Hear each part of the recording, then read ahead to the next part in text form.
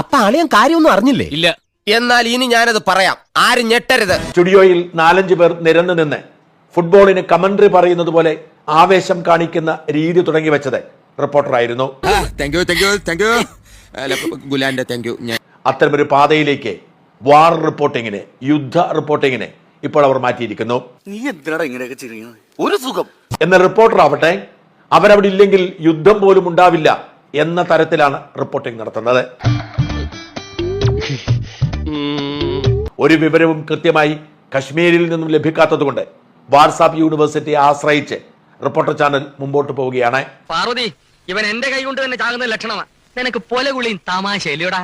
പാകിസ്ഥാൻ എന്ന രാജ്യം തീർന്നു, ഇനി അവർ ഭൂമുഖത്തുണ്ടാവില്ല എന്ന് അജിത് ഡോവൽ പറഞ്ഞു എന്നതായിരുന്നു ഡോക്ടർ അരുൺകുമാറിന്റെ ഒരു ബ്രേക്കിംഗ് ന്യൂസ്. പറഞ്ഞിട്ടില്ല. പിന്നീട് അത് ഫേക്ക് ആണെന്ന് തിരിച്ചറിഞ്ഞപ്പോഴും തിരുത്താനോ മാപ്പ് പറയാനോ അരുൺകുമാർ തയ്യാറായില്ല. അതെന്താ? ഞാൻ തറവാട്ടി പറഞ്ഞവനാ. പിന്നെ തുർക്കിയിൽ നിന്നും ആയുധങ്ങളുമായി വലിയ കാർഗോ വിമാനം ഇതാ പാകിസ്ഥാനിൽ ലാൻഡ് ചെയ്തിരിക്കുന്നു എന്നായിരുന്നു മറ്റൊരു വാർത്ത. ഓ, അതോ അത് ഞാനല്ല. ഇന്ത്യയിലെ എല്ലാ വിമാനത്താവളങ്ങളും അതീവ ജാഗ്രത പുലർത്തണം എന്നാവശ്യപ്പെട്ടുകൊണ്ട് ഒരു പ്രസ് റിലീസ് ഔദ്യോഗികമായി ഇറങ്ങുന്നു. അതായത് ഇന്ത്യയിലെ എയർപോർട്ടുകളിൽ സുരക്ഷ വർദ്ധിപ്പിച്ചിരിക്കുന്നു, അവിടെ പോകുന്ന യാത്രക്കാർ പുതിയ പ്രോട്ടോകോൾ പാലിക്കണമെന്നായിരുന്നു പ്രസ് റിലീസ്. അപ്പൊ ഇവനൊരു പാൻ ഇന്ത്യൻ അലവലാതിയാണല്ലേ? അരുൺകുമാർ അപ്പോൾ തന്നെ പൊട്ടിത്തെറിച്ചുകൊണ്ട് ഫുട്ബോൾ കമന്റേറ്ററെ പോലെ രംഗത്ത് വന്നു. ഇന്ത്യയിലെ സകല എയർപോർട്ടുകളും അടച്ചിരിക്കുന്നു എന്ന് ഔദ്യോഗികമായി പ്രഖ്യാപിക്കുന്നു.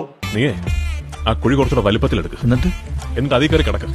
നിന്നെ കൊണ്ട് ഇതിലും പ്രയോജനം അങ്ങനെ ഉണ്ടാവും. അത്തരമൊരു വാർത്ത പുറത്തു വരുമ്പോൾ ലോകമെമ്പാടും വിമാനയാത്രയ്ക്ക് തയ്യാറെടുക്കുന്നവരുടെ മാനസികാവസ്ഥ ഒന്ന് ആലോചിച്ച് നോക്കുക. അല്ലെങ്കിൽ ബുദ്ധി പറഞ്ഞു കൊടുക്കാൻ അവൻ ആരെങ്കിലും വേണ്ടേ?